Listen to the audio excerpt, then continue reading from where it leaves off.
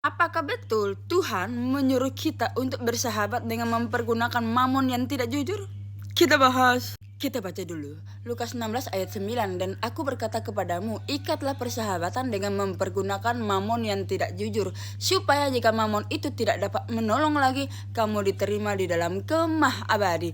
Apa maksudnya? Kita bahas. Ini ceritanya kalau kita baca dari ayat yang paling atas sampai habis, kita akan mengerti. Seseorang yang takut untuk dipecat sebagai bendahara.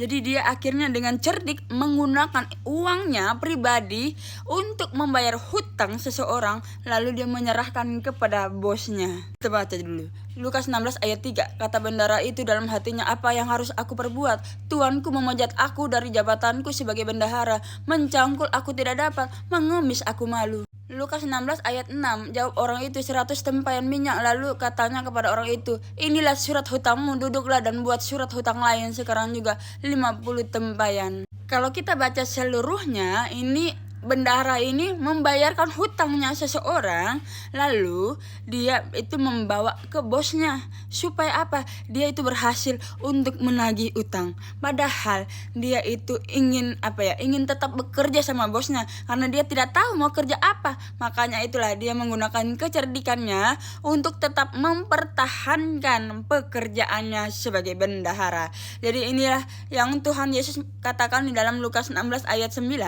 Di sini dikatakan Tuhan Yesus adalah kita harus bisa cerdik mempergunakan uang, harta dunia kita atau harta pribadi kita untuk melakukan sesuatu untuk mempertahankan pekerjaan kita, yang dimana kita itu kalau kita dipecat, jadi bos kita akan melihat pekerjaan itu. Jadi kita supaya itu dapat diterima dengan kemah abadi, yang artinya adalah tempat yang kekal.